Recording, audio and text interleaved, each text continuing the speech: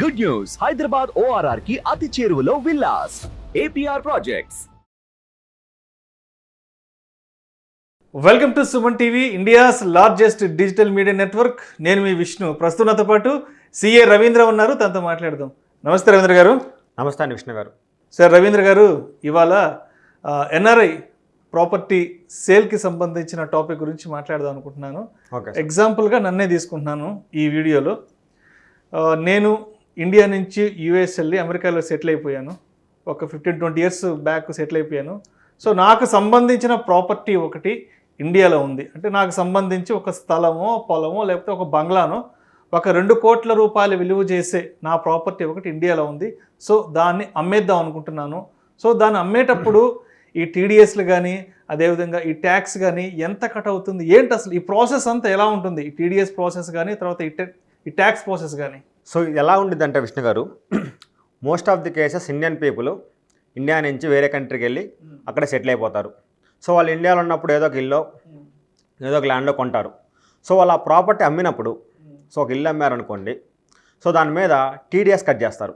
ఎవరైతే పర్చేజ్ చేసిండో ఆ ప్రాపర్టీ కొన్న పర్సన్ ఆ పేమెంట్ ఇచ్చేటప్పుడు మీరు 2 crores అమ్మారు కాబట్టి మీరు ఒక ఎక్స్ అనే పర్సన్కి అమ్మితే ఆ ప్రాపర్టీని, ఎక్స్ అనే పర్సన్ మీకు 2 crores ఇచ్చే ముందే 20.8% ప్లస్ అప్లికబుల్ సర్చార్జ్ ఏమైనా ఉంటే అంత అమౌంట్ మీకు కట్ చేసి బ్యాలెన్స్ అమౌంట్ ఇస్తారు. సో 2 crores కాబట్టి 20.8% అంటే 41,60,000 ఎంత వచ్చింది. సో 41,60,000 మీకు ఇవ్వకుండా కట్ చేసి మీ తరపున గవర్నమెంట్ రెమిట్ చేస్తారు. రెమిట్ చేసి బ్యాలెన్స్ అమౌంట్ ఏదైతే ఉందో 1.6 crores 1.59 crores ఎంత ఉందో అంత అమౌంట్ మాత్రమే మీకు పే చేస్తారు. సో 28% అనేది అప్లికబుల్ టీడీఎస్ ప్లస్ ఏమన్నా మనకు సర్చార్జ్ ఉంటే సర్చార్జ్ అప్లికబుల్ అవుద్ది. అంటే ఇండియాలో ఉన్న 2 కోట్ల రూపాయల ప్రాపర్టీని అమ్మితే ఆల్మోస్ట్ 41 లక్షల రూపాయలు టీడీఎస్ కింద వెళ్ళిపోతుంది. 20.8% అవుట్ రైడ్ టీడీఎస్ కింద వెళ్ళిపోయింది. ఇంకేమైనా సర్చార్జ్ ఉంటే ఇంకా పెరగవచ్చు.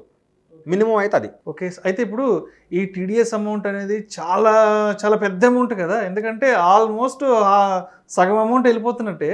అయితే ఈ టీడీఎస్ అమౌంట్ని తగ్గించుకోవడానికి మన వైపు నుంచి ఏమైనా ప్రయత్నాలు చేయాలంటే ఏం చేయొచ్చు అంటారు? ఎటువంటి ట్యాక్స్ ప్రొసీజర్స్ ఉన్నాయంటారు అసలు? సో మీరు కనుక ప్రూవ్ చేసి, సో 41 lakhs ఏదైతే గవర్నమెంట్ మీ దగ్గర టీడీఎస్ కట్ అయిందో, గవర్నమెంట్ దగ్గరికి వెళ్ళిందో, గవర్నమెంట్ ఎజ్యూమ్ చేసుకునేది ఏంటంటే ఆ 41 lakhs మీ ప్రాఫిట్ అని ఎజ్యూమ్ చేసుకునేది. అంటే ప్రాఫిట్ మీద ట్యాక్స్, ఆ ప్రాపర్టీ అమ్మిన వాల్యూ మీద వచ్చిన ప్రాఫిట్ మీద ట్యాక్స్. సో దానికి మీరు అంత లేదని ప్రూవ్ చేయగలిగితే, ప్రాఫిట్ అదంత లేదు, నేను 2 crores అమ్మాను బట్ నేను కొన్నదే 1.8 crores 1.9 crores అని కానీ ఏదైనా మీరు జెన్యూన్ రీజన్ చెప్పి ప్రూవ్ చేయడం మీ దగ్గర సోర్స్ ఉంటే మీరేం చేయొచ్చు అంటే సెక్షన్ 197 కింద ఫామ్ 13 అని ఉండేది, లోవర్ టీడీఎస్ సర్టిఫికేట్స్. అంటే మన గవర్నమెంట్ డిపార్ట్మెంట్కి, సో మీరు అమ్మారు కాబట్టి మీరేం చేయొచ్చు అంటే మీ concern jurisdiction officer, income tax officer దగ్గరికి వెళ్ళి లోవర్ టీడీఎస్ సర్టిఫికేట్ అప్లై చేసి, సార్ 20.8% అప్లికబుల్ రేటు, బట్ నా వచ్చే అమౌంట్ అంత లేదు, నాకు వచ్చే ప్రాఫిట్ అంత లేదు, నాకు వచ్చే ట్యాక్స్ అంత లేదని చెప్పేసి లోవర్ టీడీఎస్ సర్టిఫికేట్ అప్లై చేస్తే డిపార్ట్మెంట్ కన్సర్న్ రేట్ వాళ్ళే క్యాలిక్యులేట్ చేసి 10% 5% అని చెప్పేసి మీకు ఆ సర్టిఫికేట్ ఇచ్చింది. మీరు ఆ సర్టిఫికేట్ మీద ఒక నెంబర్ ఉండింది. ఆ నెంబరు ఆ సర్టిఫికేటు మీరు ఎవరికైతే అమ్ముతున్నారో వాళ్ళకి ఇస్తే వాళ్ళ 20.8% కాకుండా రెడ్యూస్డ్ రేట్ ఏదైతే తక్కువ గవర్నమెంట్ అప్రూవ్ చేసిందో ఆ రేట్ అమౌంటే మీకు కట్ చేస్తుంది.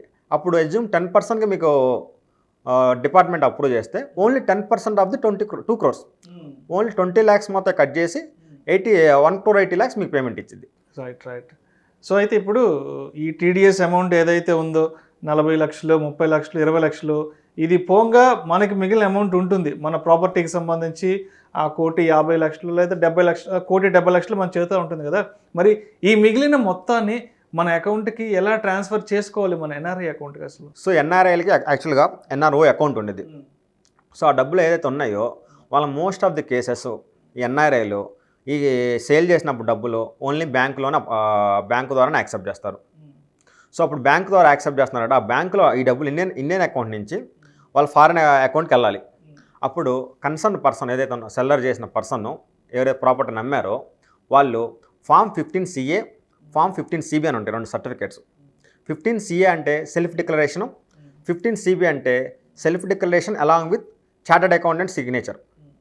సో ఆ 2 ఫామ్స్ని ఇన్కమ్ ట్యాక్స్ డిపార్ట్మెంట్ ఫైల్ చేసి 15CA అండ్ 15CB ఆ 2 ఫామ్స్ని ఇన్కమ్ ట్యాక్స్ డిపార్ట్మెంట్ ఫైల్ చేసి ఆ ఫామ్స్ తీసుకెళ్ళి మీరు బ్యాంకులో ఇస్తే కన్సర్న్ ఏ బ్యాంకులో మీ అకౌంట్లో డబ్బులు ఉన్నాయో ఆ బ్యాంకులో ఇస్తే ఆ బ్యాంకులు ఆ 2 డాక్యుమెంట్స్ని వాళ్ళ దగ్గర పెట్టుకొని ఆ అమౌంట్ని ఫారిన్ కంట్రీ ఏ కంట్రీలో మీరు అకౌంట్ ఉంటే యూఎస్ఏలో ఉందా, కెనడాలో ఉందా, సింగపూర్లో ఉందా, ఆస్ట్రేలియాలో ఉందా, ఆ కన్సర్న్ మీ బ్యాంక్ అకౌంట్కి అమౌంట్ ట్రాన్స్ఫర్ అయిపోద్ది.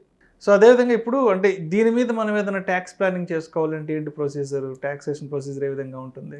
సో మీరు కనుక ఆ వచ్చిన అమౌంట్ సేల్ ప్రొసీడ్స్ వచ్చిన అమౌంట్ని ప్రాపర్గా ట్యాక్స్ ప్లాన్ చేసుకోవాలి అనుకుంటే మనం డిసైడ్ అవ్వాల్సింది ఏ ప్రాపర్టీ అమ్మాం, రెసిడెన్షియల్ ఇల్లు ప్రాపర్టీ అమ్మామా లేదా ఒక ప్లాట్ అమ్మారా. ఒక రెసిడెన్షియల్ ప్రాపర్టీ అమ్మితే వచ్చిన గెయిన్ అమౌంట్ని వేరే ఇంట్లో అంటే ఇంకో ప్రాపర్టీ కొనాలి. ఒక ఇల్లు అమ్మారు, ఇల్లు ఒక 20 lakhs 30 lakhs ప్రాఫిట్ వచ్చింది. ఆ 20 lakhs 30 lakhs ప్రాఫిట్ని పెట్టి వేరే ఇంకో ఇల్లు కొనాలి. అప్పుడు సెక్షన్ 54 కింద మీకు టోటల్ ట్యాక్స్ ఎగ్జామ్టెడ్ వచ్చింది.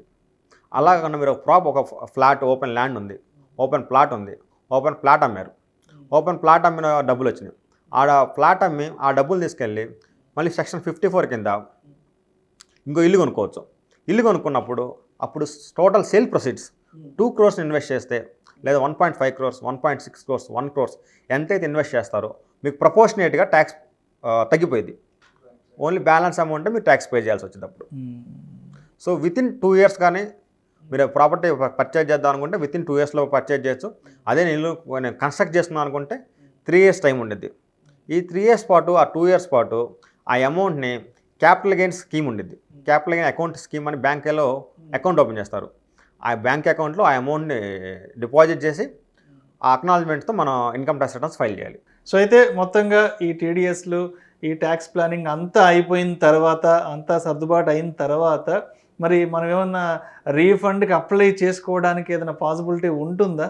రీఫండ్ అంటే మీకు ఏదైతే 2 crores మీద మన లోవర్ టీడీఎస్ సర్టిఫికేట్స్ ఏమి తీసుకోలేదు అనుకుంటే 2 crores మీద 20.8% కింద 41,60,000 మన తరపున గవర్నమెంట్ పేమెంట్ వెళ్ళింది. మనం ఏం చేసాం, వితిన్ 2 yearsలో ఇల్లు కొనవచ్చు, లేదా ఇల్లు కన్స్ట్రక్ట్ చేయొచ్చు, లేకపోతే ఆర్ఈసీ బాండ్స్ ఉంటాయి అంటే గవర్నమెంట్ బాండ్స్, వాటిలో 50 lakhs దాకా మనం ఇన్వెస్ట్ చేసుకోవచ్చు. అలాగే అమౌంట్స్ మనం ఇన్వెస్ట్ చేసుకుంటే ప్రపోర్షనేట్గా మనకు ట్యాక్స్ బెనిఫిట్ వచ్చింది. సో ప్రపోర్షనేట్ ట్యాక్స్ బెనిఫిట్ వచ్చింది కాబట్టి ఆల్రెడీ అక్కడ మనకు 40 lakhs అంత టీడీఎస్ కట్ అయింది కాబట్టి ప్రాపర్గా వితిన్ డ్యూ డేట్ 139 సెక్షన్ కింద రిటర్న్ ఫైల్ చేసేసి within the due date file చేసేసి ఎక్సెస్ టాక్స్ ఏదైతే మనం ఆల్రెడీ కట్ అయిందో ఆ అమౌంట్ని మళ్ళీ మనం రిఫండ్ క్లెయిమ్ చేసుకోవచ్చు. ఆ వచ్చిన అమౌంట్ రిఫండ్లో వచ్చిన అమౌంట్ మనం మళ్ళీ బ్యాంక్ అకౌంట్లోనే పడతాయి కాబట్టి మళ్ళీ అగైన్ సేమ్ ప్రాసెస్ 15CA 15CBని మళ్ళీ బ్యాంక్ వాళ్ళకి ఇచ్చేసి ఆ అమౌంట్ని మళ్ళీ మన హోమ్ కంట్రీ ఏదే కంట్రీలో మనం ఉంటున్నామో ఆ అకౌంట్కి ట్రాన్స్ఫర్ చేసుకోవచ్చు. Thank you so much Ravindra గారు. విదేశాల్లో ఉండే ఎన్ఆర్ఐలు ఇండియాలో ఉండే తమ ప్రాపర్టీస్ని అమ్ముకున్నప్పుడు మరి ఆ టైంలో ట్యాక్స్ ప్లానింగ్ అనేది ఏ విధంగా చేసుకోవాలి, ఈ టీడీఎస్లు ఎంత కట్ అవుతాయని ఇటువంటి అంశం గురించి మీ విశ్లేషణ ద్వారా మన ప్రేక్షకులకు చాలా డీటెయిల్డ్గా చాలా ఇన్డెప్త్గా వివరించారు. Thank you so much Ravindra గారు. థ్యాంక్ యూ విష్ణు గారు.